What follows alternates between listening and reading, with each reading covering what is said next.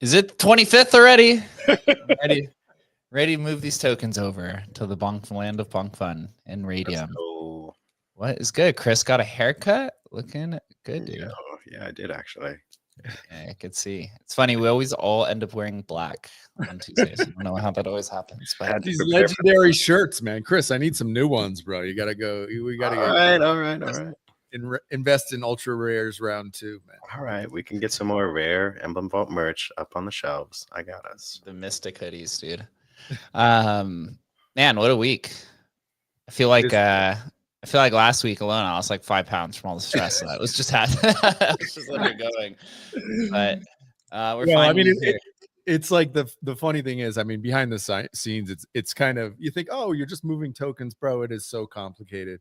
There's so many edge cases. Different people want to do different things. People want their own whatever contract addresses. Images are messed up. People they don't want PFPs. They want gifts. They want this. Dude, it's literally endless. And I think, it's kind of good because it's like, it allows us to focus on, the general needs, identify those edge cases and try to build a product that a lot of people are going to be able to use going forward. Like, that's for sure. It's not like you just build it and it just works out of the box, bro. There's so many. I mean, we've bumped up against literally, it's like edge cases for every single team, right? It's like, it's incredible.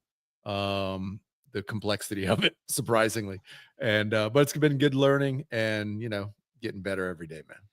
Yeah. I'd be surprised if anyone would be able to build this without us being live for at least like 6 months to kind of figure it out. But it is complex. I think we've onboarded now the majority of teams. We have a few more today. And then we will be good to go on Thursday at 1 p.m. Eastern time. I just got news. We'll be on the Bonk Fun show next Monday. So we can preach to everybody.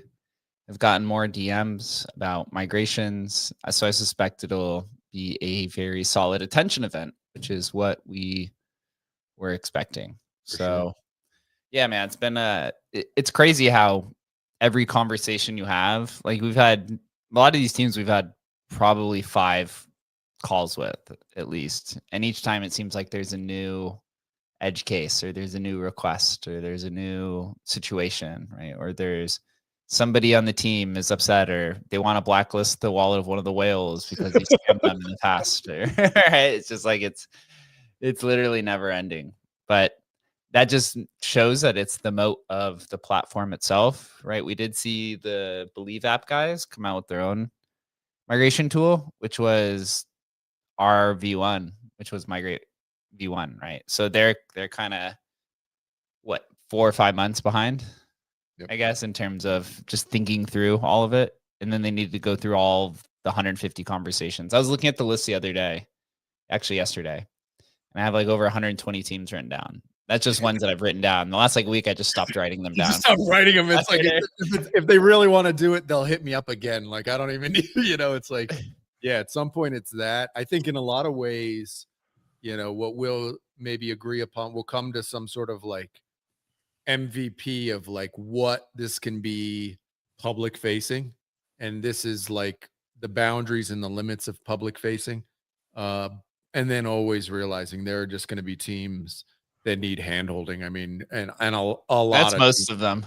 it really feels like to me, it's almost like, shoot, maybe we just need to handhold everybody, because honestly, it's so important to these people, right? I mean, this is like they've been built businesses and lives around their project and their token, and boy, people are just like rightly so terrified about screwing it up, right? And so I get it 100%, and maybe it is just that. Maybe we do never really open it to the public. I'm not sure. I guess part of it is launching this and seeing how it goes, and discussions with teams that are hopefully at the next step after this, and figuring out if we do want to have it as a public kind of infrastructure where people can just use it. I mean, I think that's the ideal, and we'd much prefer that, but there are a lot of challenges in it. Lots of scams that could pop up as well. Oh, yeah. A lot of gotcha moments. Bro. I mean, that's the case of everything. But also, but the downside is if you don't make it public, then you don't get a lot of the creativity around it, right? Like one of the benefits of Emblem and Agent Hustle, actually, both of them, is that because they're public, people toyed around with it and found the product market fit or found the use case. So, yeah, it's just something that we have to continue to iterate on and expand. I mean, it seems like every week, right, between the Launchpad wars, it's like 20 people want to migrate to Bunk Fund. Then it's like, hey, can you migrate over to Pump Fund, right? And then it's like, oh, I want to go to this new Launchpad. Oh, there's these incentives here. And this continues to change. But what migrations remind me of is real estate. And I was never an agent. I have a lot of real estate friends. I feel like everyone in Vegas is a real estate agent after they get out of the industry. But it's going to be one of the most important decisions that a team makes, right? Just like when you're a first-time home buyer, you want to be handheld through that process. You want to ask every single question. You want to ask all the stupid questions, all the smart ones, everything in between, because you're going to be there for a long time. And granted, you could migrate again, just like you could buy a house and sell it and move to another place again, which I think that's kind of what we hope the future is, right? It's like a limitless opportunities for any team to go move to any ecosystem on any chain, regardless of circumstance, but because they want to move for XYZ reasons. They want better rewards. There's better community support. Their new rebranding aligns with this chain because of XYZ reason. I don't know. They want to migrate to Binance because they like CZ, who really knows, right? It seems to be, it's going to be boundless. The one thing I think we still have to figure out is how to break the exchange cartel. Oof, yeah. All the listings. That's like the biggest hurdle of all of this. And it's kind of interesting. I was going to say shady, maybe shady too, but it seems like the exchanges for teams that are migrating have different answers to every person who hits them up. Some of them seem to be no problem exchange migration. Some people want another relisting fee. Again, some of the exchanges say no. That's one thing we definitely still have to tackle. I don't really know how to do it. I guess you just have to continue to do it until the exchanges just kind of give in and they're like, okay, they just have to accept the fact that this is something that they're going to have to embed. Well, in a lot of ways, it's like, and it is still in negotiation, but the reality is, like we just talked with a team about, they're on a couple exchanges, and it's like I let them know, hey, they might ask for another listing fee, which this team is not. I mean, it's tiny. There's no way they're going to be able to pay it. And I said, look, you just kind of threaten them. Like these are you're gonna let people know that this exchange wouldn't exchange for the new tokens, and you make it that, and you put the pressure on them. Whether or not that moves the needle, probably won't. Small team, small money, doesn't really matter to these exchanges. Yeah, the only way to break it is get off exchanges, right? And Yep. I don't know if this is the cycle to do that. Probably not. It's kind of a self-correcting problem, though. I mean, more people are on chain today than have ever been on chain. Every exchange is building their own L2. So basically, like self-custody for the individual is kind of going to be like shoehorned into the industry rather than custodied exchanges. So maybe a speed bump in the short term, but over like years time frame, it seems like it's just a self-correcting problem. One can hope. I mean, once we expand to all these chains for migrate, I think Base is really the only other spot right now with or maybe that has interest in migrations until you get a proliferation of more locked liquidity ecosystems across. Like Base has multiple, right? They have Aerodrome, they have Clanker, they have Virtuals. I think there might be another one in there as well with all these launch pads. So that's probably the next situation. But the clanker offer. Yeah, I'll dive into that here in a second because it is kind of relative to this in general. Yeah, so we're gonna be starting Thursday. I think we have 13 teams, 14 teams. I think one of them just got postponed today because they weren't ready. And they all start at let's sneeze. They all start at 1 p.m. on Thursday. It seems most teams are going to do 7 days. I think like a large majority so far because everyone's just. Yeah, the max is 14 days so far. Nobody's done 30 days. Yeah. Everyone's ready because it's been long promotion. The audit, right, was long. It was even longer than 19 days. It was 21 days, I believe, to get done. So we'll have docs that are available on Thursday as well for people to look through to share with all the other ones. And I suspect another wave of teams and creators coming to reach out to find or to migrate to, whatever the kind of ecosystem is. First, before I do dive into Clanker, we do have one of our migrating teams on here, Dax from Money or newly formed Zero Labs, dude, who is on the Texas Privacy Blockchain Initiative. What's good, bro? Pretty cool. Hey, how's it going? Can you hear me? Yes, sir. Awesome. Yeah. So it's great to hear. As you were kind of opening up, I'm like, oh, dang, I asked for a lot of edge case stuff. Like, hey, like if you're gonna white label it, can I put it on my site as an engineer? And you're not alone, bro. You're not alone.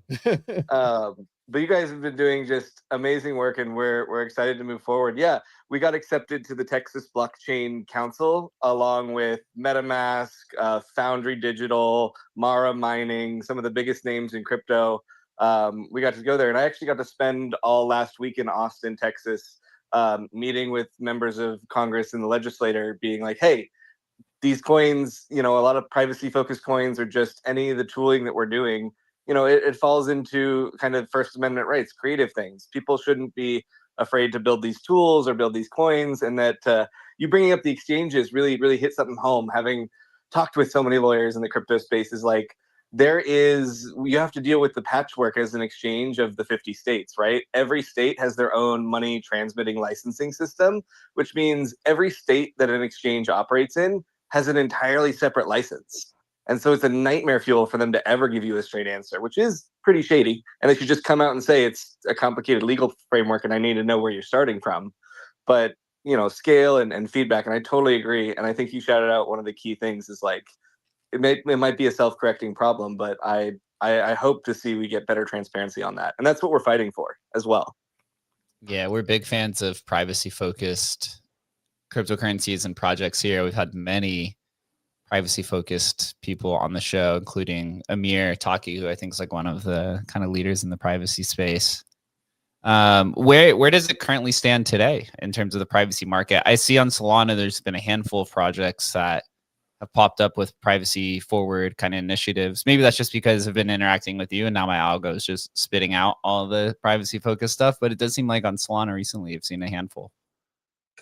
Yeah, the team has brought me quite a few different projects that are different. There are a couple interesting ones that are pretty straightforward, great technical demos of like, hey, do you want to use your normal token and wrap it with token 2022 standards so that you can do anonymous transfers and then unwrap it after someone receives it? Like that's a really cool proof of concept and use case that people have like been pumping out and doing that kind of a thing. I think it's also the fact that Solana is has embraced Rust and ArcWorks and like CK circuits and Circum, all these open source libraries that actually work just really well with the Solana. Um, I forgive me, my Ethereum brain is working, but like the Ethereum EVM, the Solana virtual machine that's running all the code, you know, it works really well for zero knowledge proofs. Yeah, you're talking about Solidity, right, for Ethereum? Yeah. I mean, my rant is I thought Solidity was too object oriented, and we should have done something like the Viper alternative, which I liked, which was closer to a TypeScript syntax. But yeah, no, I did Solidity for years. It's good enough, but it doesn't have that same interaction, which is why you saw really great companies like Scroll or ZK Sync pop up because they had the time, money, and energy to go out and go, okay, well, we're going to do like a zero knowledge proof, like roll up chain. But Solana, or excuse me, Ethereum and Solidity was just so complex that you needed that 25 developer team to get something done in a year. So where do you think privacy is projected to go over the next, we'll say 2 years? Is there a lot of headwinds and obstacles that have to be overcome, or do you think with the Trump administration they're going to start kind of getting in line or proving some of the privacy focused tooling? I think it's actually interesting because I had this conversation this morning, I kid you not, with 3 different lawyers. And the one common thread between all of them is that the cost to answer that question and to find a lawyer who's willing to take that on, because in their own words, all lawyers are cowards and risk averse, that it really comes down to a cost benefit analysis of a company who has the money and wherewithal to make those legal challenges and create the space, not just running headlong into the privacy space and building the killer next tornado cash without any regard to how their policy or how they're going to be interpreted by each state's own legislative framework. And so a carefully planned and really expensive legal battle needs to be fought across the board, across every company out here who wants to work on and focus on privacy. Is that's where I'm seeing it. Is we still have after the overturning of the tornado cash decision, we still have that First Amendment right as developers to build and publish whatever we want.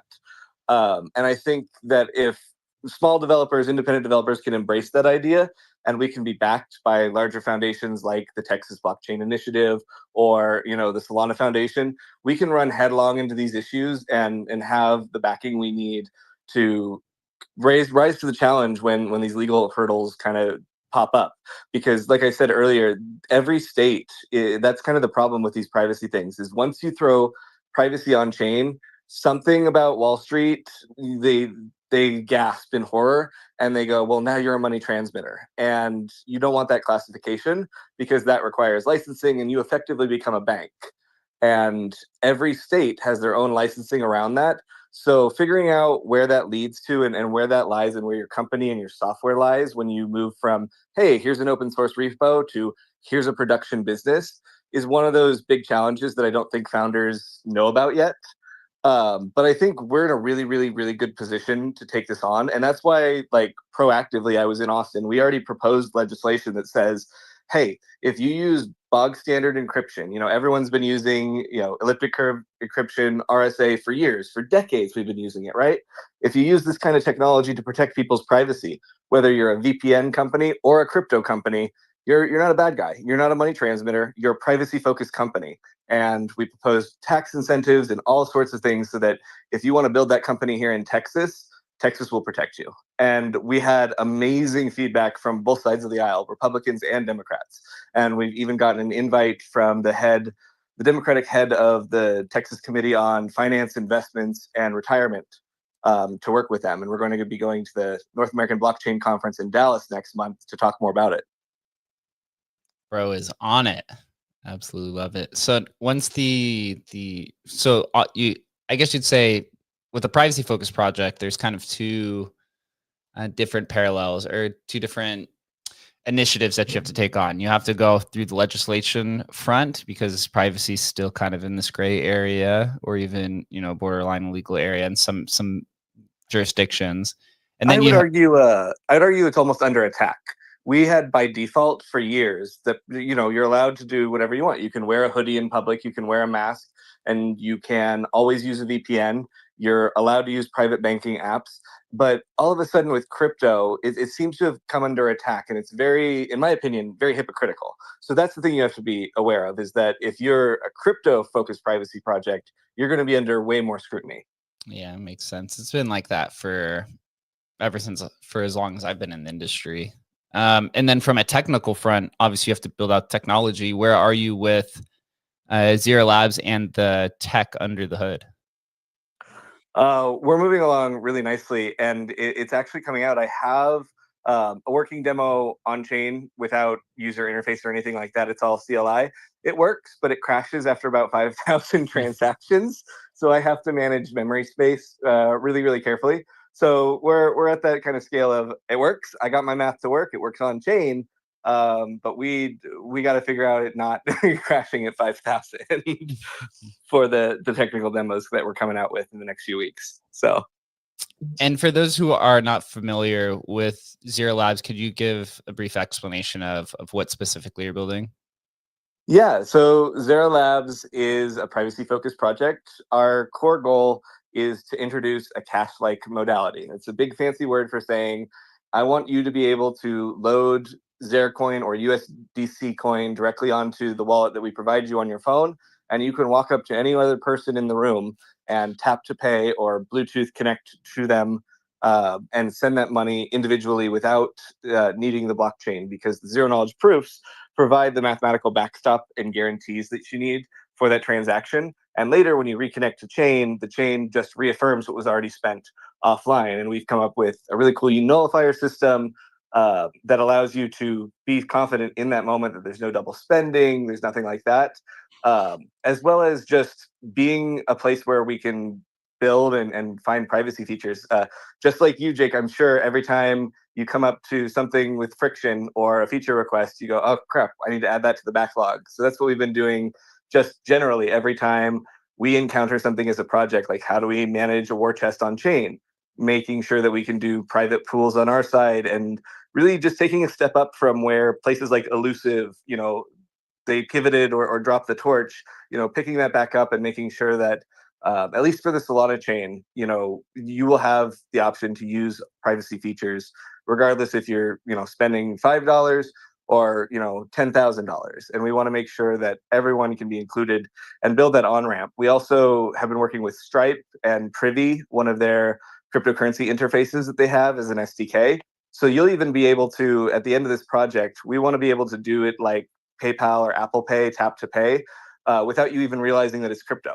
You can put your credit card number in and it will automatically buy the funds that you need on chain. And then you'll have your own custodial wallet on device built in, so that we can onboard people, not just, crypto enthusiasts. Obviously, that is my core audience. That is all the amazing, first level adopters who are helping me test this.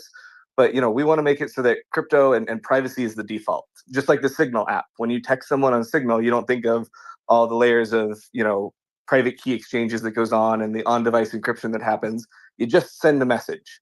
And that's what we want to build. You just send some cash to somebody, and it's private, and you can be confident in that. Yep. That's something Vitalik's been harping on for a long time. A lot of different teams. It's quite complicated, but I would love to pay somebody privately with just a little phone tap in crypto. That would be completely awesome. So yeah, I applaud you, man. I'm excited for the migration. I'm also excited to see you lead the privacy focused world on Solana. It's a gigantic industry that is more than just about commercialization, right? It's about freedom at the end of the day. So appreciate that. Dax, do you have any other final words? I'm gonna move on to a different topic, but is there anything else you'd like to let us know? Maybe about anything happening after the migration for people to look forward to? Yeah, we're hoping that within the week of migration or the day of, we'll have a new wallet interface out. we know that, you know, having worked at MetaMask, having worked in the industry, that sometimes it's just clunky and it sucks to work in that little tiny browser extension and that tiny context that Phantom or Backpack gives you. And so even if you don't want to move your wallet over to our proprietary or our soon to be open source wallet, you know, you can still hook your wallet in, you can still see all your funds. We will have a nicer dashboard up for you. And we hope to, by the end of that week, have that initial demo up where you can deposit some USDC, burn some Zera token, and send that anonymously to another person. But yeah, I just wanted to thank you again for reiterating privacy is a right and we got to fight for our rights. So I hope everyone out there takes the time to write a letter to your congressperson and take some time to figure out what policies are best for you. Fuck yeah. It seems like we've had a few people on the show focus on privacy rights. It seems like that's kind of starting to trickle into the AI sector as well. What was it? Who was the guys that we were talking about with AI? It was like they're doing the local AI That was models. Memes AI. Was it memes? Well, no, Memes AI, no, there have been a couple. the Think Agent guys. Think That's who it Agent was. guys with that kind of decentralized AI infrastructure and all that. I mean, there are a bunch of teams kind of working on it. It's a real challenge. I think, you know, Dex has done a good job of tying basically a token into it to create a monetary incentive, which helps build awareness. You know, so much of like you pointed out, like Amir Taki, right? Who's a big privacy guy, but it's just really hard to create interest around it. Like I know whatever we've had, I think Joel on from, you know, Dash or whatever, and they try to do privacy stuff as well. But if there's not a crypto is just not really interested in it if there's not like a tokenomics thing around it. So in a lot of ways, this is almost like, you know, you're doing it just because you're a good person, you know what I mean? Which makes it really hard to do something long term, just doing it for, you know, the freedom tech, you know, aspect of it. Really tough. Being a good person in crypto, man. Bro. I don't think it pays as forward as it does being a good person in real life. Unfortunately. What's up, Dax? Well, I love that you brought it up because even people, and it's across the board, I don't think it's just on-chain privacy. There was a retired and disabled veteran who got brutally beaten by police just for running a Tor exit node and for running a VPN for people because he refused to give the keys over, even though they didn't have a warrant. And so, like, I don't think it's just in crypto, but privacy is under attack across the board. Oh, yeah. You know, Sure. with Palantir and Austin City Council implementing AI-based video cameras across the entire city. Like, there's just so many places you could be advocating for better privacy and protecting yourself online. And we want to give those tools to people, as many people as possible. And I'm just excited that, like you said, I could find a way to monetize it. Yeah, that's the dream, right? Doing something that you love. It never actually feels like work. It just feels like an actual ambition. We do have the Migrate Fund dev Bunzi, who's on stage, rocking his mullet. What's good, bro? Have you gotten any sleep in the last few weeks? Yo, what's good?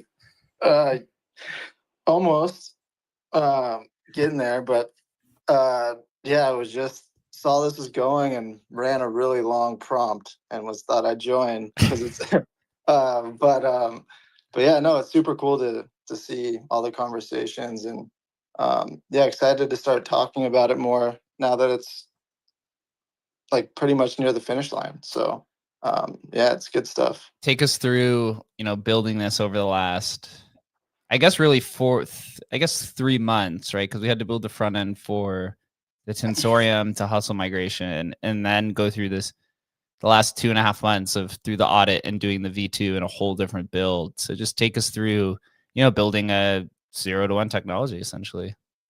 Yeah, this is the most like complex like builds that I've ever been a part of. It's really fucking fascinating, and like just the state of the ecosystem and how something like this, you know, is solving some real problems. Like, because essentially, like when working on this, you know, we were doing the tensor to hustle migration. So we were building it in such a way that it would kind of handle, you know, that migration to help it. And then Sammy and I were cranking on that, and you know, during a meeting was just like, dude, you know, what if we built this in a dynamic way that could handle, because just the state and of how tokens are launched through these launch pads, like especially with crypto, like a lot of projects, like silly projects, end up being the most serious and get the highest market cap because they kind of launch off like a, you know, a fun, like some meme, and then a community starts to really build around it. And that's what token launch pads are great for. But they have a lot of restraints. Like they put you, they're making fees perpetually off the LP pool. You know, their models are designed to make money and not really serve a long-term community. They just really help launch the token. But then some of these things grow way past that and do even better than people that launch tokens with custom contracts and all of that. Just the nature of memetics, like, and so with that was like, hey, like let's build this in a dynamic way that we could solve this problem for other, you know, projects as well. Because like it wasn't at first thought it was just like a unique problem for hustle, from Tensor to hustle, but then you know the whole team was down, and it made it like a really fun, crazy problem to solve because there's so many different LP pools, different paths, and all of that. So got really deep in the trenches of really figuring everything out, and yeah, now it's so cool to see all the projects getting announced and how well you guys been doing with connecting with all these projects and all the creative ideas that these other projects are having once they have more control over their token and kind of able to, you know, like give their community what they've always wanted and kind of a way to sustain moving forward with like a healthy um, mechanism of just like the teams can now have control of their LP. They can, you know, have, because high volume is a great thing for a project. That's what all token holders want. And they're incentivized now to increase high volume because the team can now use that to do buybacks and do all types of cool stuff. So kind of all over the place, but it's one of the coolest projects I've ever worked on. And it's cool to see how many people understand the value of moving away from the death grips of these token launch pads because they're designed to make money off the token. Like they're not here to be like, hey, here's a open source free token contract.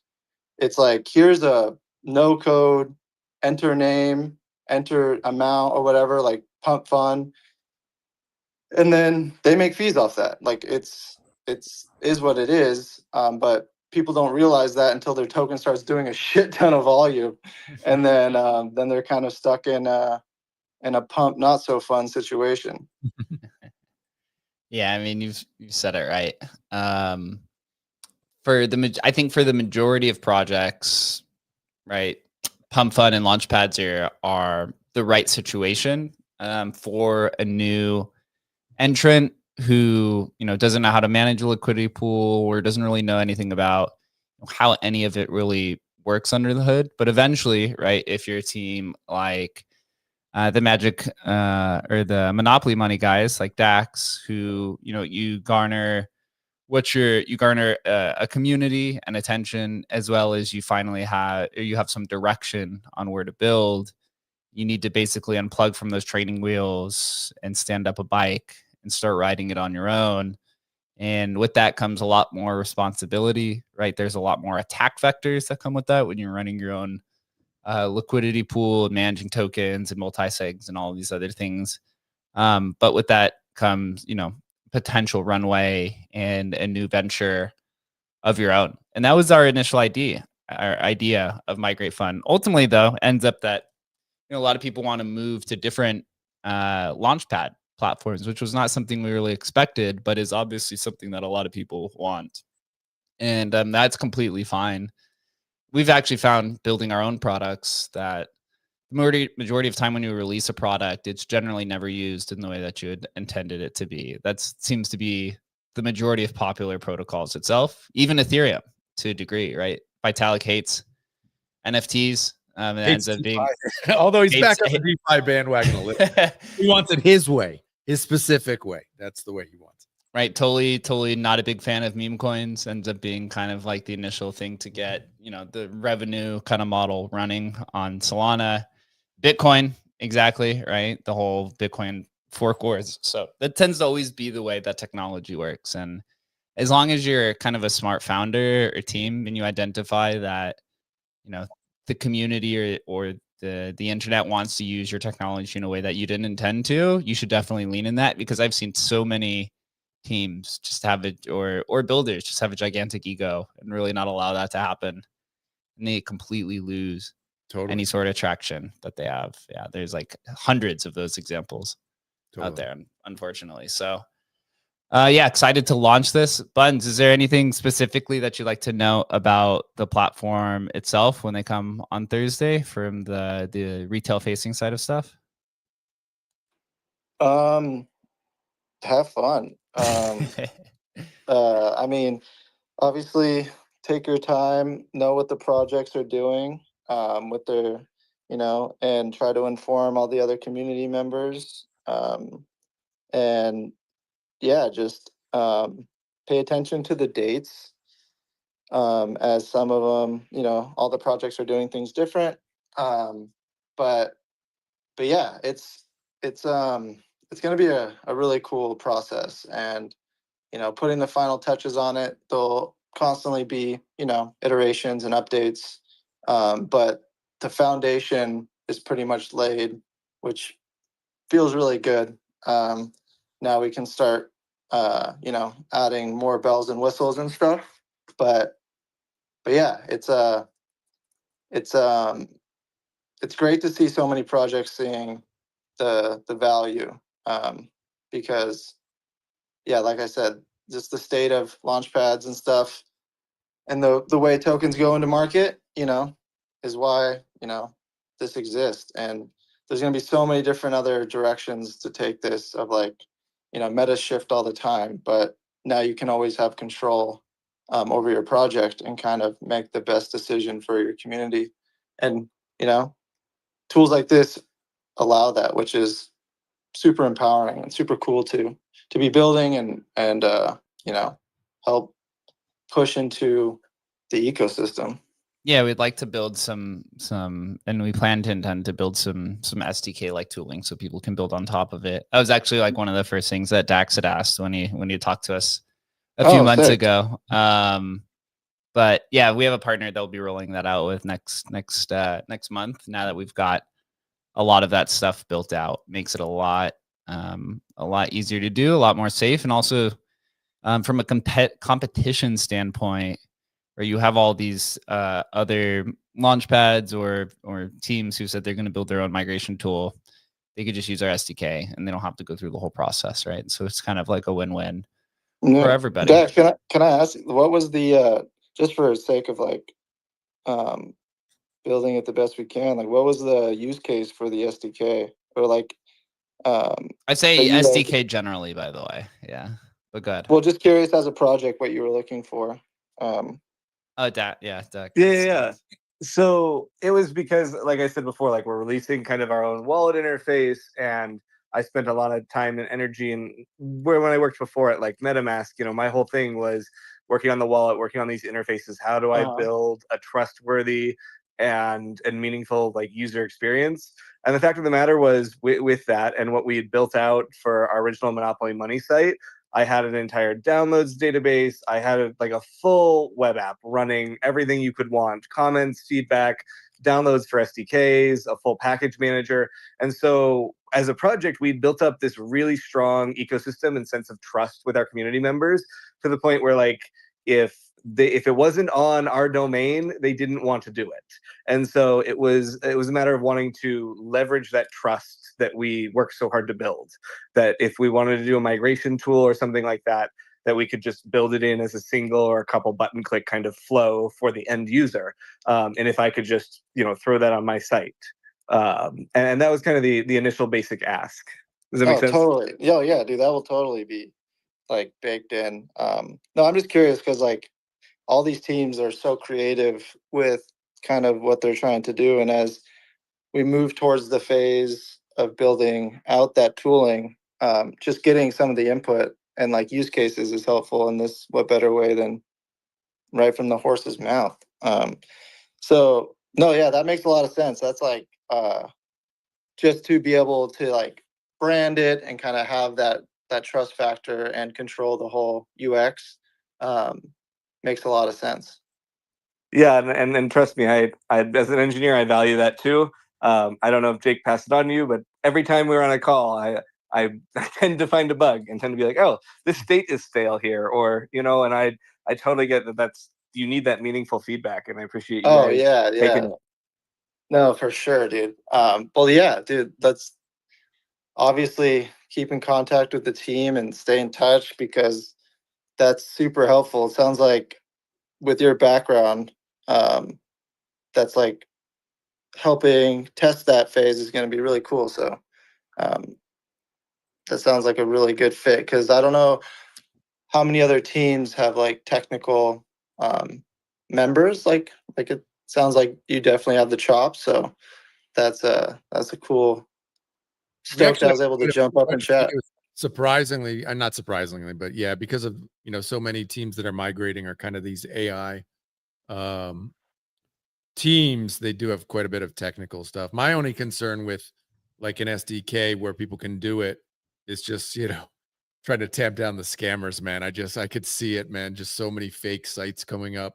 It's not going to happen with this first cohort because it's simply not available. But yeah, I just worry about that stuff, man. I don't know. We'll see how it goes. I think you could have a happy medium of the white label of kind of, you still do the introductory call, you still onboard these people to each cohort. You could even do it like once a quarter type thing with these kind of engagement events. And you can provide all this software, but you still got a little bit of that walled garden. You can still do that quality control.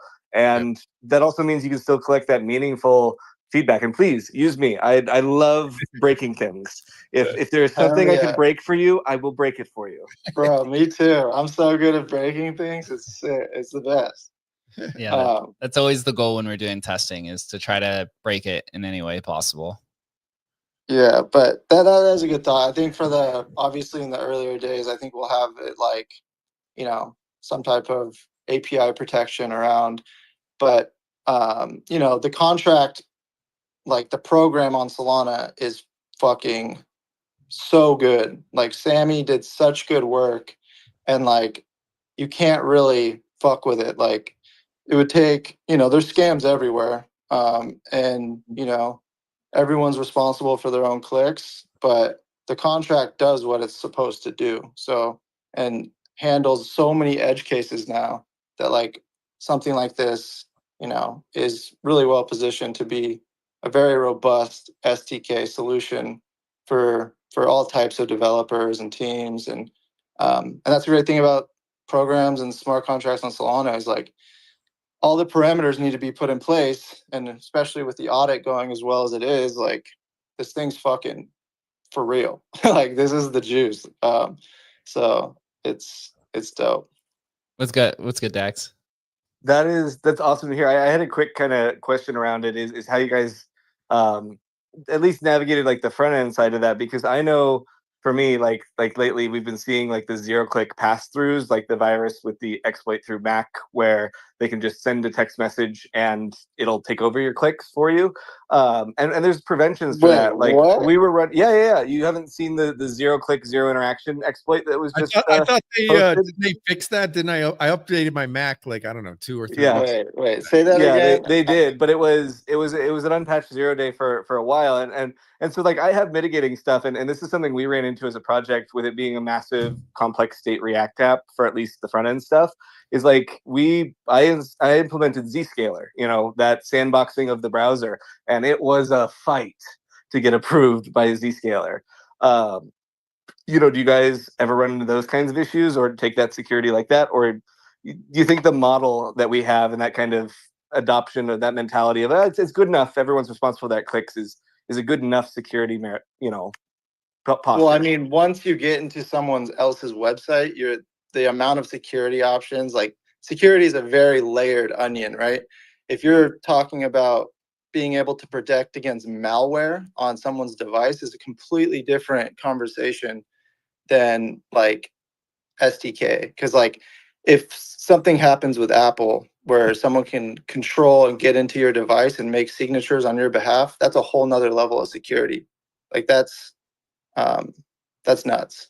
And I thought that when that was occurring with the whole Mac update thing, I thought that was something to do with like meta, like data and image downloads. Yeah, it was an image-based one. It was how I think it was a buffer underflow on Yeah. how Apple processed images from either WhatsApp or Facebook Messenger, one of those two. It was Telegram. Yeah. But those are completely different, like verticals of security, because like that is an Apple like local device level of security. Sure, I get that, but I guess my question was more so when I shared my project early on with people at, say, Foundry or other corporate partners, they couldn't open it like straight up. Like the website React side was blocked by Zscaler, and so people who implement what I'm saying when people implement that level of security on that vertical to protect their device, there's always a security and integration headache for an SDK or a web app, when trying to pass data to that client. Yeah, Maybe I mean, I haven't heard of what you're talking about. I don't know what you're talking about. That's okay. That's okay. But you don't know what he's talking about, Bunsey? No, if I'm following correctly, yeah. I think Shannon's listening. He's more of the security guru, but yeah, I hear you. And like, but like your device being infiltrated, like, and it's amazing that you took the level of security that you did with Zscale. I'll look into that. But that is like, quite a different attack vector that no one handled. Like MetaMask doesn't handle shit like that. Like no wallet. It's like once someone gets malware on your computer, that's just a completely different level of security that web apps are very vulnerable for across all devices. Like even ignore Web3 for a second. Like, dude, even like TurboTax with like Intuit and like that whole enterprise behind it, you can still fucking, if you get malware on someone's computer, they can do some crazy shit. But yeah, that's a whole nother kind of ballpark of level of security. But that's cool, and I'd love to chat with you more about that because that's super fascinating. And there's like solutions to wrap clients and like protect the DOM of like any type of outside infiltration. Is super interesting. So I haven't even actually heard of stuff like that, but hackers are getting so sophisticated and like the black hat, like what is it? The bounties are getting so much bigger on chain to do and hack shit. So they're unfortunately very creative motherfuckers. So it's crazy stuff. That they are, man. Awesome. This makes me even more excited for Migrate Fun, for the future of Zero Labs, and for all the teams who are taking the voyage to their new chains, or I guess to their new launch pads or to the new LP ecosystems. There was one other topic kind of tangentially related to migrations and launch lock pads or lock liquidity that I wanted to cover. And this was the Clanker debacle. We cover a lot of M&A on this show just because I think it's very fascinating, as well as we cover some business around it. Seems like the M&A stuff is really picking up. So Clanker is the largest launchpad on ETH mainnet, I believe, as well as on Base. This is what Banker is built off of, as well as a bunch of other ones. This is like Clanker's situation is actually, and virtuals are like perfect candidates for Migrate Fun when we move over to Base because they have locked liquidity. What was it? Just a week or two ago, we saw the giant bidding war for Stargate Bridge from Layer 0 and Wormhole. Remember, they were bidding. It was like between 100 and 150 million. Now it seems like yesterday there's a bidding war, or I guess a public takeover, maybe is what this is trying to be. Rainbow, which is one of the competitive web extension wallets on Ethereum. I think they're only Ethereum aligned, if I remember correctly. They put out a post yesterday where they were trying to acquire Clanker with 4% of their total supply, which comes out to, I think, 27 million, which was at the time the market cap of Clanker on the market. So they were trying to basically just redeem token holders at a 1-to-1 ratio. Adam, I know you were talking about this a bunch yesterday. So I mean, it's just like what's going on here? Yeah, so I mean, what I understand is Rainbow is going to have a TGE maybe shortly. Don't even know. And they were offering, as you said, 4% of their supply to basically take in exchange for all existing Clanker tokens. Now, to me, immediately, I think, okay, well, with Zero Labs and them buying Stargate was basically in a DAO or whatever. It was completely controlled by the token. So all ownership was in that token. But I'm pretty sure Clanker's full ownership isn't in the token, right? It's like, yes, they have the token, but the equity in the company or whatever behind it isn't fully vested in that token, at least as far as like my understanding goes. So the idea that they were just going to buy out the token it's kind of weird. Although they're saying that they had a full agreement, like this was a done deal agreement. Like offline, they had negotiated this with the Clanker team, and the Clanker team had said yes. And so I don't know. There was that gray area, but it just seemed like really kind of strange.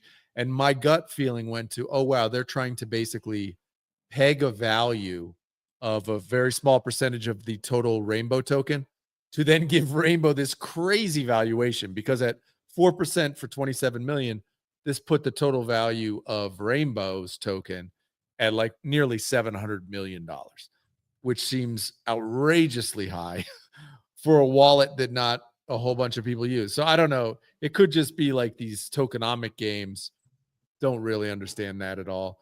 But certainly then the Clanker team came out and was like, no way, this isn't happening. And so this is the founder. The founder said, what do you say here? He said, last month, Rainbow approached Clanker about a potential acquisition. After some discussions, we decided that it wasn't the right fit. On Friday, Rainbow reached back out threatening to publish a public letter if we didn't respond. And then we told them again that we wouldn't be going forward with the deal. They published the letter today with our consent. We're not excited about working at Rainbow, especially after how we were treated clank. They do not plan to continue on the conversations. So just to repackage, we talked a little bit before the show, just to give you guys a little more context on Clanker. One of the founding members of Clanker was this dude, Gabagool, who was involved, basically stole a couple $100,000 from a DAO that he started back in 21. We knew him from the historical NFT community, but there was a lot of like shady stuff that he was kind of connected with. And he got basically outed as one of the founders of Clanker. So I assume he still has some of these tokens. So who knows the kind of weird dealings, a bit of shady stuff around Clanker, to be honest. So who knows? You know, I would not be surprised if Banker turns around and tries to buy Clanker in this situation, because they seem to be a lot more harmonious and aligned than Rainbow. When I read this, there's like a few things that stick out to me outside of like the M&A aspect of it, which is like now the long tail assets are starting to get acquired by native companies themselves. But it's a theory I've been kind of thinking on for a long time, and I've been starting to post about for the last few months, is that if you're a VC-backed company, or some are not even, but teams who are doing buybacks for their tokens in large amounts, your token ends up becoming kind of two things. The first one is like a reward vehicle for your community when they're using the platform. And the second is an acquisition vehicle, because it's like if you're buying back your tokens and the tokens are continuing to increase in value and you're acquiring more of them, what else do you do with the token, right? You're like, if I'm like, right, you could use Hyperliquid or Radium or Pump or one of these, right, teams. Or you could use in like Rainbow situation. Like, what else is your token for? Like, if you're, I would feel a lot more comfortable getting acquired by a company in their token if they were doing like perpetual buybacks, right? Because then you have certainty that the token value is going to be relatively the same over, the months or years that it takes for you to liquidate, depending on what the agreement is. Something like Rainbow, it's just a value that's been propped up by VCs over the last few funding rounds to get to that $700 million FDV valuation. But there's no guarantee that once they come in and try to acquire Clanker for $30 million in their Rainbow token at literally their peak valuation, there's no certainty that's going to stay up there, right? It could completely just evaporate. And so I think the Clanker team probably saw through this, and this is probably what they're thinking. At least this is what I would be thinking, right? If it's different where it's like Pump Fund, who's doing, $5 million a day or $2 million a day in buybacks, I would feel a lot more comfortable. But for a valuation like that, for them to come in, it just doesn't make sense. And also the one thing that still they never really covered here was they're going to buy out the token in the USD to USD value, right? So at 27 million, but they're not even considering the value of the assets themselves, right? Like the value of the tech of Clanker or the future potential revenue earnings that it can generate. They're just basically saying your token value is 27 million. So therefore the company's worth 27 million. Like that doesn't make sense at all. I mean, I saw that they'd done 40 million in revenue. What? 40 million in revenue over the last, 8 months or whatever. And they're going to sell for 27 million. Like, make that make sense. It doesn't make sense to me. That makes no sense. Yeah. Considering, especially, well, if the team holds 80%, okay, maybe. But if the team holds, I don't know, 15, 20%, I don't know, man. It just seems wild. I thought, like, if you're going to acquire a company in crypto, it's like you take the tokens of the acquisition company or the company who's doing the acquiring, you take treasury tokens there, and you would basically have to replace the current token system because there's a lot of holders, and you basically bring them over to your community. But then you still have to actually pay for the enterprise value of the company itself, which I think is just completely missed here. I would say probably the enterprise value of Clanker is probably worth more than the token value itself. If they're generating $40 million or whatever it is, right? And you have Banker that's built on top of you, as well as all of these other tools. Like that is significantly more than $27 million. Chris, what's your take here? I wonder how many teams Clanker has or Rainbow has approached with this kind of strategy. I don't see that them and Rainbow would be like this ultimate 1 + 1 = 10 scenario. So it kind of makes me think that they approached many teams trying to use their tokens as leverage to acquire whatever they can. And I mean, look at how much publicity it's gotten. So whether it's hooked other teams or not, this is the most I've seen Rainbow on my timeline ever. So I don't know, was it worth the hassle? I'm not sure.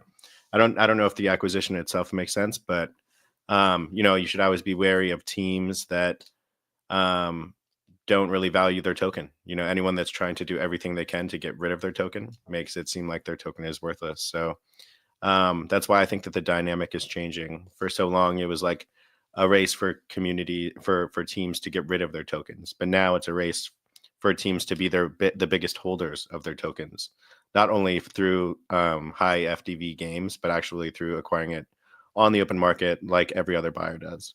And so I think that really separates going forward what will be known as good teams and bad teams is teams that are willing to buy their token on the open market. So you see the buyback meta.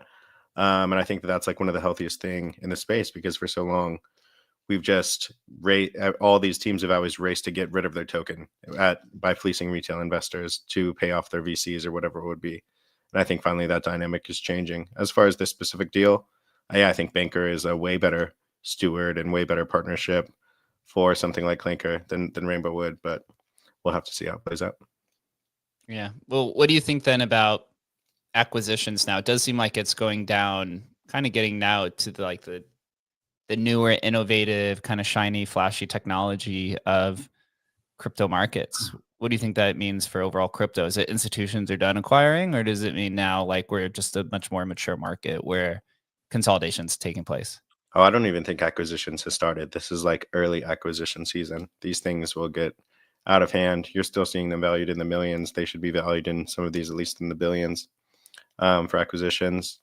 I think just like the whole token meta, like I say it all the time, we're a token industry. Like that is the innovation. That's the only thing that separates us from Web 2. And you see so many people internally that are skeptical about having their own token or launching their own token or acquiring tokens.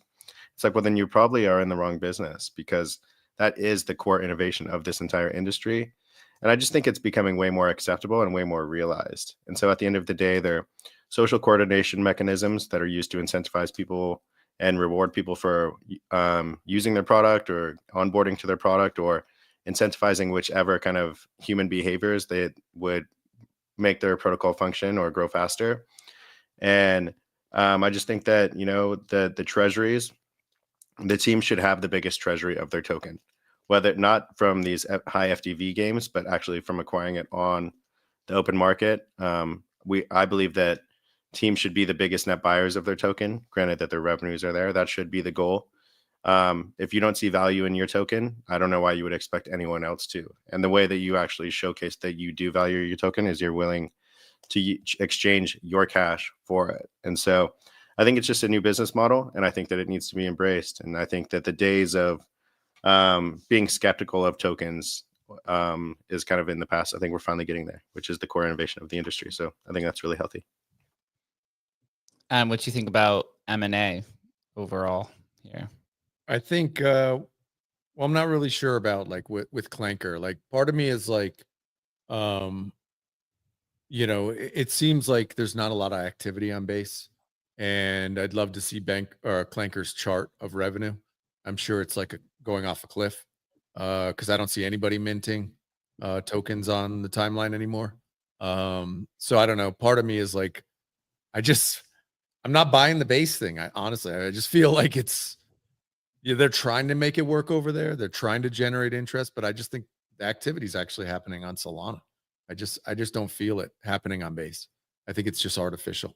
So I don't know. As far as M&A goes, I don't know. I'm still looking at my gut still feels like, well, AI is really going to be the winner here, just because it hasn't really happened yet. And it just feels like that's the thing that's actually going to move the needle. But it's early days. We haven't seen anything in that space yet. So I think I'm with Chris. It still feels like the big things haven't really happened yet. It's kind of like small plays so far. We'll see. And the real mergers M&A might be next cycle. Like this is cycle, like just Wall Street's just dipping their toes in. Feels like the big stuff might not really happen till next cycle. All right. Well, here's final question then of the day. I saw that as of, I think it was yesterday, we were it was like 510 days away from the halving, or from the Bitcoin halving. And the last 3 tops have been 513 days. Yeah. Remember I said last show, I said like I'd set a calendar reminder, sell your Bitcoin. Right. So are we at the top, or are we in a new paradigm now because of most crypto trading is now happening on the stock market? Yeah, I don't know, man. Honestly, I have no idea. I'm just guessing. If I'm guessing, I'd say it's same cycles are cycles.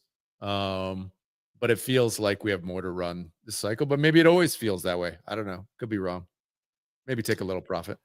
I just find it I find it hard to have a bear market while Trump is president. Honestly, this guy will pump everything into oblivion for 4 years.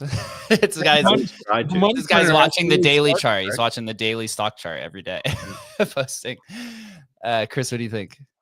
Yeah, I mean, I have to agree. It just, you know, it feels like we're like 8th inning or something. Like definitely like later stage, but the later stage is where it gets the craziest. I don't think that it's gotten to like absolute exuberance, and I think that that's what this market is built for.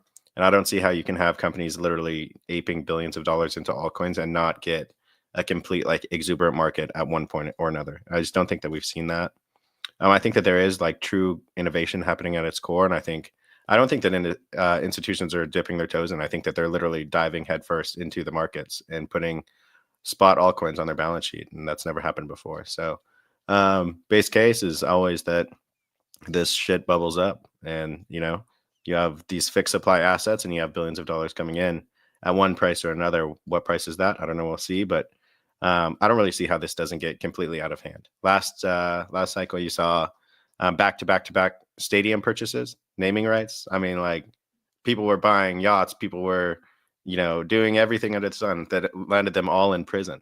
Like every major executive of crypto landed themselves in prison because the exuberance and just like the chaos got so insane. Does it mean that we'll get to that level? Maybe, but I'm saying we're nowhere near there. And I think that we get closer to something like that before we get further away. Yeah, there's been no just exuberance this cycle at all. Like I don't know anything that's been like wildly exuberant yet, at least in my view. It's because the boomers are taking our coins. We're gonna do an RWA. We're gonna take all their stuff and put on chain. They took all of our shit and started wrapping it on the stock market. Yeah, we did DWAs, dude. DWAs, bro. And even the boomers aren't exuberant, and they're the ones with the most gains, right? Like I talked a couple weeks ago how crypto natives probably don't have any tokens. I think many of them just got washed out. That's why you don't see so much excitement on the timeline and things, even though things are nearing all-time highs. But a bull market is like multiples of all-time highs in crypto. It's not just 4,700 ETH from a 4,650 all-time high. It's 10K, 12K, 15K, 20K ETH. And so I don't know, just this is an industry built on dreamers, like I say. So maybe dream a little bit. I think it's more fun that way. That we absolutely should. Well, it's gonna be fun. Got a big week ahead, right? We're continuing to innovate. Everyone's continuing to innovate. Zira is doing some awesome shit, as well as Munzi. Appreciate everyone who joined us. On Thursday, we're going to be hosting the same show, which actually this show goes live right as the migrations begin. So we'll have a show for anyone who has questions or just wants to come in and talk and such. We'll be here next week, Thursday, as the great migration wave begins and the migration meta. Until then, everyone have a fun and safe Tuesday, and we'll see you guys soon. Later, guys. Later, guys. Take care. See you guys.